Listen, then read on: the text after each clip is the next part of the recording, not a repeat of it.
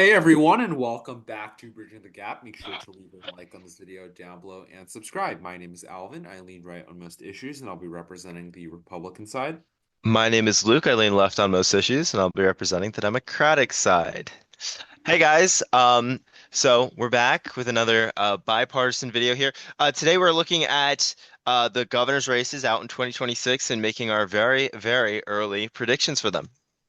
Yeah, quick note to the audience: we will be having a little bit of a slower upload as the the spring, I guess, winter to spring semester starts, and so that's just a note for the audience. But diving into the 2026 governors, very, very initial predictions here. We already have a big map for the 2026 governors elections, and that's because on the midterm years, most of the governors seats are up for re-election or election in terms of all these races. And so we've already marked a lot of them as safe.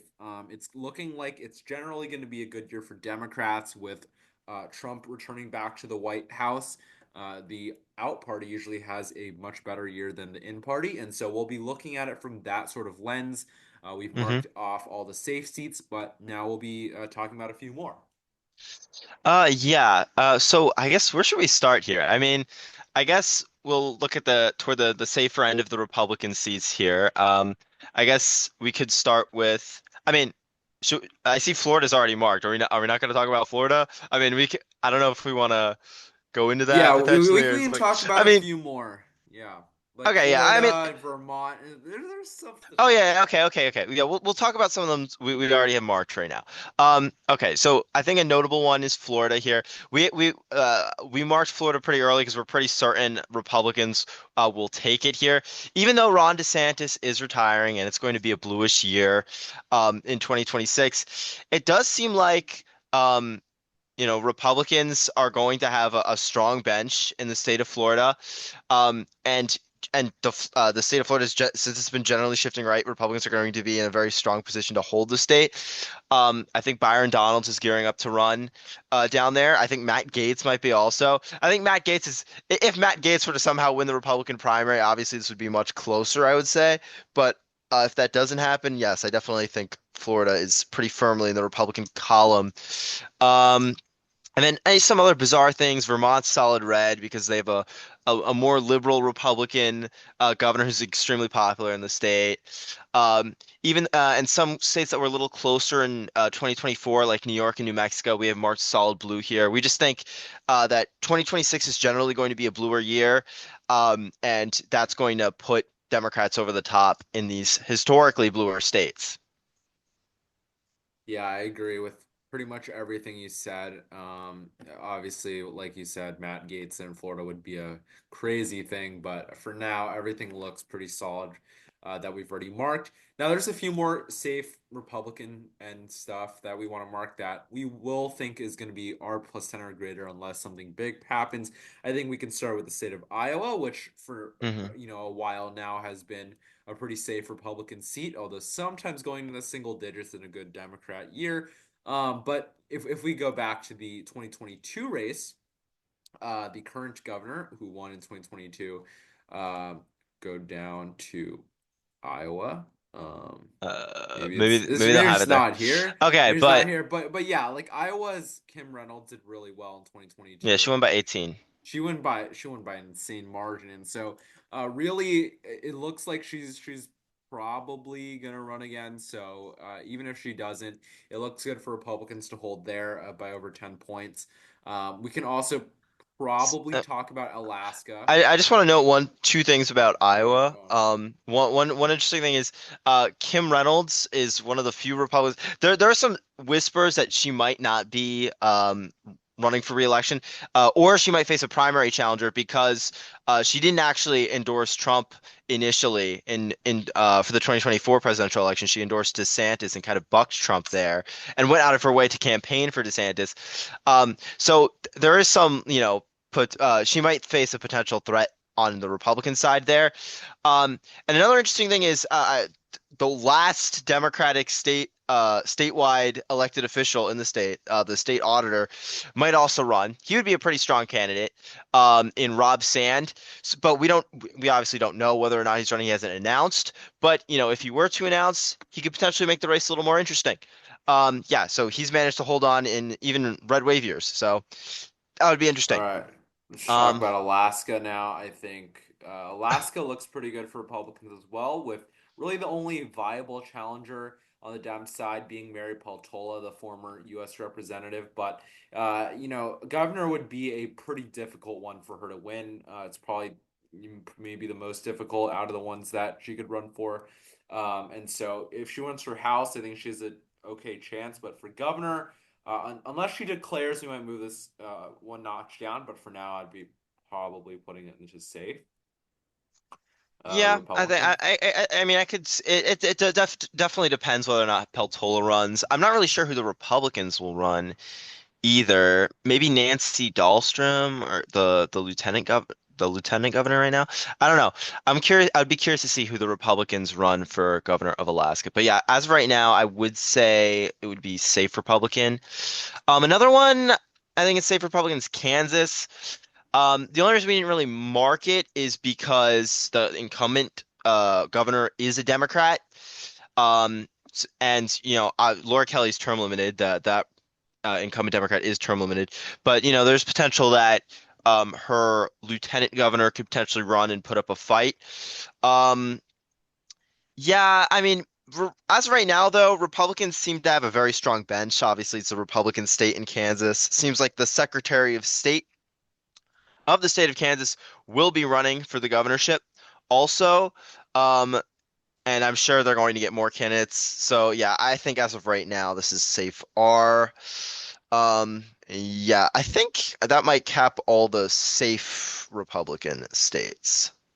Yeah, likely for now. I mean, we can discuss something about New Hampshire potentially, just because we're on the border right now. Because Kelly Ayotte did much better than honestly I even expected this year. If we head over to the governors, over to New Hampshire, I mean, she won in a decent margin, much higher than Trump. I mean, it was 9 to 10 points there over Joyce Craig, which I really did not expect her to do that well. I mean, we Hmm. both predicted her to win by like a lean margin, 2 to 3 points, not that much. So she really outshone our expectations, and she wasn't even an incumbent here. So realistically, I could see her winning this over 10, but in a good Democrat year, I think we just put this into likely. However, she does gain that newfound incumbent advantage, so it might look good for her there. Yeah, I definitely think she's in a great position for Yeah, we 2026. won't be worrying about that race much in Yeah, 2026. but I mean, Yeah. yeah, I don't think it's quite in the solid category yet. And Democrats have a decent bench in the state of New Hampshire Yes. also. So, I mean, I guess we'll see. Um, but yeah, I Yeah. guess for now we'll put that in Guess likely if one of the R. senators runs or something, it could be interesting, but I Um, doubt it. Yeah, let's yeah, continue. from there, Maybe Minnesota, we can go to Minnesota. likely So, Blues. yeah, Minnesota. I mean, this is an interesting state here. Tim Walz obviously ran as Harris's running mate and lost. But he is still the governor of Minnesota, and he's free to run for re-election if he so pleases. Yeah, I'm not really sure. Like, I mean, we don't know yet whether or not Walz runs for re-election. Assuming he does, I think he'll be in a. But I mean, if he does or if he doesn't, I think Democrats are in a pretty fine position here. I'm between like likely and safe here. Um, Honestly, for the Democrats, Republicans don't have too much of a bench in the state, and I doubt any of the Republican representatives that they do have would be willing to try to, beat a Democrat in a bluish state in what is presumably going to be a bluer year because of the backlash to Trump.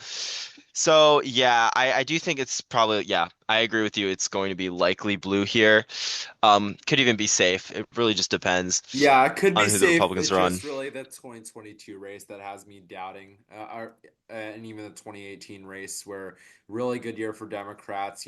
Tim Walz running, of course, for the first time this time, but he still isn't doing absurdly well, and so I think this is very borderline, 8 to 9 points, Yeah, maybe I think even there's an that. argument for there's safe, an but argument for safe, but really with this early of uncertainty, we'll put this one to likely for yes. now. All right, let's move on to some other probably likely ones. Probably like Texas, Ohio is next on the chopping block for us.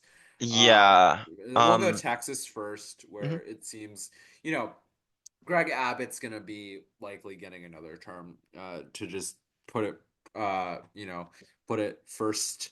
But he's run before. He's done well enough that I think we can stop doubting him. Although he has ceded some ground since 2018, where even in a blue wave year, even when Ted Cruz down the ballot was not as good as him, he did very well. But in 2022, against a much higher recognition, a name recognition candidate in Beto, three-time loser Beto. He handed Beto the third loss, still at a safe margin, but it looks like his advantage over Trump has eroded because in 2024 Trump did very well, though. Maybe it's just a great year for Republicans, especially with Ted Cruz even doing well, which is unexpected. But in 2026, we could see Texas take two different turns, right? It could turn a corner for Republicans forever and really put away any hopes for Democrats for the foreseeable future with further Hispanic shifts, slow Mhm. suburban shifts to the left. But we could also see Democrats put this back into a more competitive light. Right now, with some more uncertainty and a better Democrat year, we'll put this in likely Republican, but this I could agree. definitely move into safe eventually. Yeah, I mean, I'm skeptical of that because I do think 2026 is almost certainly going to be a bluer than 2022 when Abbott last ran, and he only barely got above double digits then. So I am pretty confident it's going to stick into this like this single digits. It's going to be a single digit margin. Um, but yes, I do think we'll see how this could be like the last chance. Like I don't know. I think the state is in a position right now where it's like it's just kind of in this likely Republican category. And in a more general election, for example, with the presidency, it might stick to its formerly safer redder colors as well.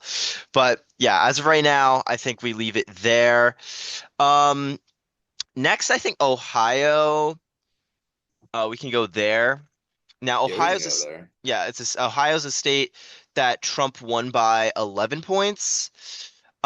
It'll be interesting to see who the Republicans run here. It seems like the Attorney General already declared Dave Yost. I know he won by like a bunch the last time he ran, and I'm sure a bunch of other state wide officials are going to be gunning for that. Maybe even Vivek Ramaswamy could run for that seat as well. The main problem with the Democrats here is they don't have too much of a bench. Um, like just I think maybe Tim Ryan could run, but other than that, I don't think there's anybody too notable. Um, so yeah, I actually this is probably between likely and safe. Yeah, actually, I mean, just given the how the year will be, like I do think obviously we're going to see that significant shift left. It'll be likely R. Um, but yeah, there's definitely an argument it's just outright safe, especially if Democrats don't run a good candidate. Yeah, So I think maybe we'll follow along the lines of Minnesota, Texas, just likely for yeah, now. yeah, But yeah, play it I mean, yeah, safer. like technically, Sherrod Brown could shift gears and run here, for example, instead of running for Senate, I guess. But we'll have to see. And Hmm. now I guess we have come to a map that we are all too familiar with. These six states, we're really just missing North Carolina here, but I guess we'll move on to the traditional swing states that all have quite interesting races. And we can start wherever you want. Yeah, Maybe I think PA, yeah, PA, I think for sure we have to start there. I mean, this is like Josh Shapiro, the incumbent Democratic governor, is just really popular. I like he's been pretty consistently popular. Um, he won like he had a very strong performance in 2022. Obviously, the Republicans ran a very bad candidate. He was like incredibly unpopular, and there was a certain point where Republicans just stopped funding him because he was so bad. Um, but yeah, I definitely think Josh Shapiro's in a good position. I know like there's some like whispers of like representatives wanting to run against Shapiro, like Dan Muser, for example, like a representative. He represents like the ninth district in Pennsylvania. Like he might run against Shapiro, like he's been talking about challenging Shapiro. But that just seems insane to me because like I think it's I think it's actually kind of like political suicide, honestly, because I Yeah. think Josh Shapiro's just in such a powerful position. To start, I, I don't know. Like, I mean, I'm between likely and solid here, honestly. Like, I could see him winning by, yeah, actually, Probably a safer side. likely. I Safer mean, side, yes. There's no way he didn't the go up. Republicans. Yeah, they're not going to mess up again and nominate Doug Mastriano. Okay, I he was know, but basically the Mark Robinson of yes, that's 2022. true. I mean, if we look at 2026, I think it'll at least be somewhat better. I mean, you have some, better uh bench here, in the publicly expressed interest line at least, state treasurer, a US rep. These could, you know, make at least Shapiro have to spend some money, at least care about the race, go campaign a little. So I think Yeah. likely's, it's better for now, I think. Okay.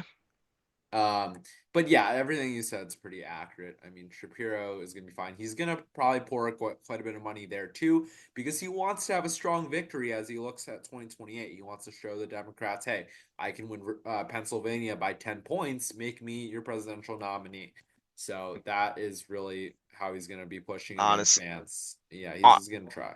honestly, I am tempted to put it into solid right now because I'm just thinking like he has incumbency now that he didn't have before. Mm, It's a bluer year.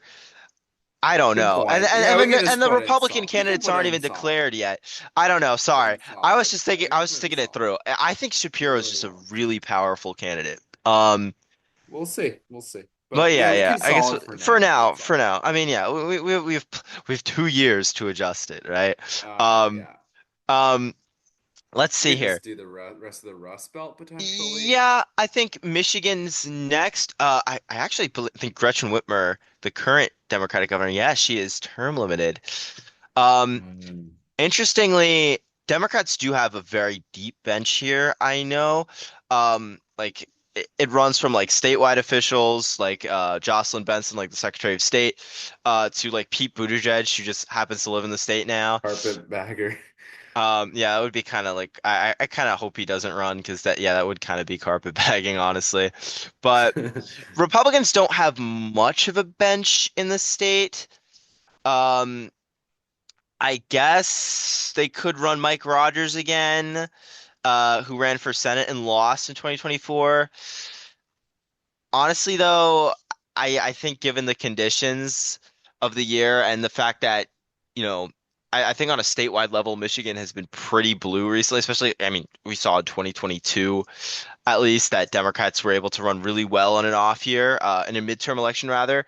So I think that could be like I'd say likely D to start. We don't know who the candidates are yet, True. but I Yeah. think yeah, True. they're Likely favored. you to start makes sense. I mean, abortion won't be as much of an issue now, 4 years removed from True. Dobbs, which will hurt Democrats, but still, they have a much better bench. I think Republicans need to build that bench back up for a bit before being serious on the statewide level. In Michigan, Rogers would have been huge if he got carried by Trump this year to start building that statewide appeal in Michigan, but he came up short. So that really sucks for Republicans there. Likely for now, we'll move on to the state of Wisconsin, where Wisconsin, 2022 was a split ticket, and so it's interesting. We'll have to see if incumbent Tony Evers decides to run again, because really, I mean, this one's also going to be important and competitive, but I think it goes along the lines of a lot of the other two Rust Belt states, and that's that Democrats are going to start out favored here with a better year for them. I think this one could also be Yeah. similarly likely D. I mean, it was also the most Democrat voted for state in the Midwest in the Rust Belt Yes. this presidential cycle, and so really that looks good for Democrats in the state. I mean, of course you have going to be competitive races in terms of the Senate with like Ron Johnson at all times, but he's not up anyway. I'm just saying that this state is going to be competitive, but in an off year, that's good for Democrats. with an incumbent that probably will run, yeah, likely D. Um, Yeah, yeah, especially if Tony Evers runs, I especially agree with that. it's like a lockdown at Yeah, that yeah. point if he runs. Okay. Next, I guess we can go to Arizona. Okay. This one could be interesting.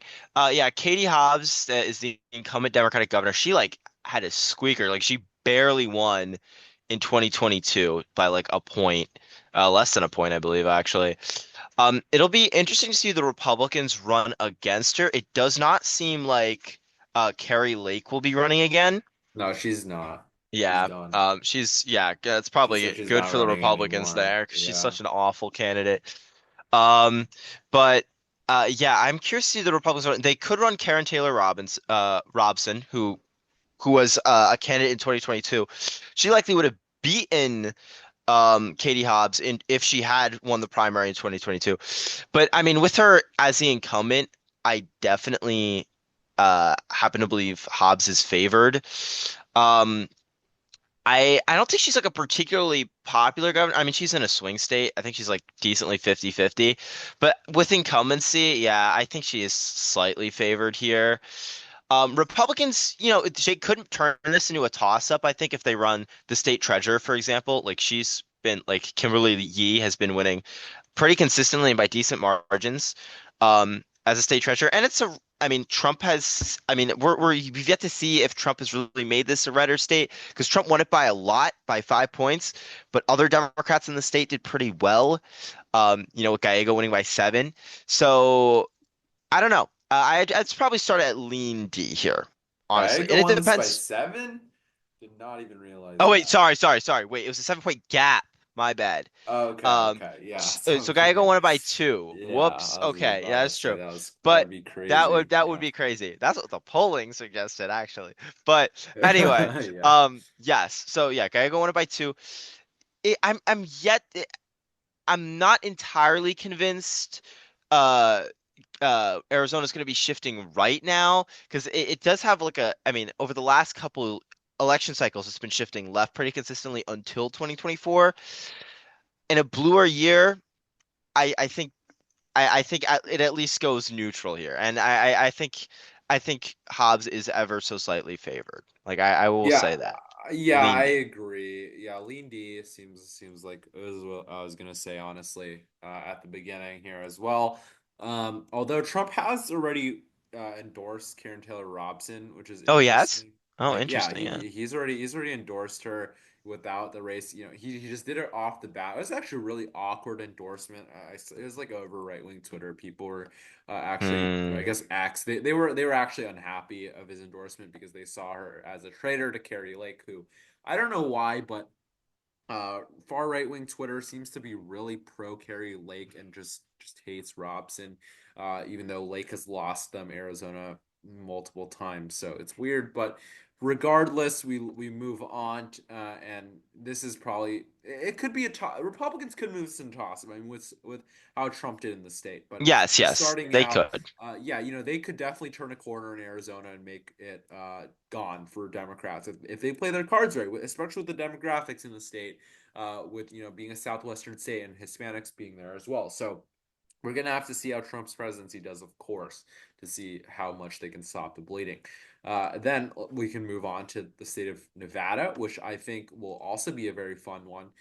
Joe Lombardo is going to be running for re-election, and this is probably going to be the one state where I think Republicans actually are favored to start out in the swing states. I don't know if you agree with me here, but with an incumbent governor that outperformed Blake Masters on the Senate level in 2022, even where nationwide there's some standard backlash to abortion, but he was, somewhat pro-choice, etc. And then you also can see in Nevada, like things are different, I think, this time around in Nevada. Republicans have truly engineered Nevada to become a more Republican leaning state for years to come. And in my opinion, even though the state, eventually there will be some, left shifts with Trump being in office, but the amount of shifts in Clark County and all the other big counties like Washoe as well in the state, I personally think this is one where I would put this leaner tilt Republican. Eh, Okay, maybe we could tilt it to the right. I think this one. Okay. Okay, yeah, I think Lombardo's definitely favored to start, but I Exactly. Republicans have a big bench. Sorry, not Republicans. Democrats have a big bench here. I mean, they have a lot of other statewide officials that they could run in the state of Nevada. Chief among them, I'd say, is Aaron Ford, who is the Attorney General of the state. In the same year, Lombardo won by like 2 points. He won by like five. So I do think like if he were to run, for example, for governor, which he has expressed interest in doing, then it would go to favoring the Democrats ever so slightly. But yes, I think to start, because again, I mean, how much did Nevada vote for Trump for? I think it might have been like three-ish points. Yeah, I believe it was three. So yeah, if there is, I think obviously Nevada has been a state that has been slightly moving to the right over time, but can Lombardo survive the backlash of Trump? Yeah, okay. It's possible. I'll tilt it in his favor. We have no like we have to wait for Democrats to throw their names in the ring. We'll see. Um Okay. yeah. Um All right, we should move on now to the final state, and that is going to be Georgia. yeah, Georgia. So here the incumbent Republican governor Brian Kemp is term limited. Yep. So that means, yeah, Republicans are gonna have to run someone else here. I'm sure there's going to be a pretty big primary for it. Right now, the current Georgia Attorney General is running, and there's still room for other statewide officials like Brad Raffensperger, for example, and Burt Jones, the lieutenant governor, to jump in. Democrats. They have an interesting bench here. Eh, They eh. like I'd say it's not like I think it's a pretty decent one. I mean they have Stacey Abrams, who's I mean she's ran twice for governor and lost before. Um, I'm not sure how good. I mean, she's known for her ground game, and she's credited for pushing Democrats over the edge in the state presidentially and on the Senate level in 2020. She could be a pretty good candidate, and I definitely think it would be a very close race in a blue wave year. But there's other options too. There's Jason Carter, who is a former state senator, the son of uh the son or grandson of the former president Jimmy Carter, who just Grandson, recently yeah. passed. Yes, um, he could potentially run. He has a hit. I think he ran for governor before and only lost by like 9 points, like 7 to 9 points, single digits in like 2014, a red wave year. So he's run before, didn't do too bad. Um, and the last candidate Democrats have is Lucy McBath, the incumbent representative. She's really interesting because of all the redistricting that's happened in Georgia, because their maps have been challenged and stuff. She's represented a massive swath of the state, like um, particularly in the suburban region or around Atlanta. Like it was something crazy. I forgot where I heard it, but I think she's represented like at any given point, like combining all the areas she's represented like 20-25% of the state's population, which is a pretty good starting point. And it seems like she might be angling to run. So I think she could also put up a very good fight for Democrats here. Honestly, with the shifts in the state, I could see this tilt D. I could put it in tilt D, I'd say. I don't know. What do you think? Yeah, this one is going to be the one I'm most on the fence on, probably throughout the cycle. Honestly, if I had to do a prediction right now on which one we're going to be talking about the most and leaving till the end throughout the entire cycle, it could be Nevada, but I think it's actually going to be Georgia with the confounding factors of the shifts in the suburbs of Atlanta here. I guess I'll do this, and then now you'll see the shifts. And yeah, like even in a world where even in a year where basically every single county in the whole nation shifted to the right, this includes like other suburbs, even like for example the ones around DC. Atlanta shifted pretty sharply to the left. These arrows look small because of all the other things around us, but these shifts are not exactly that small.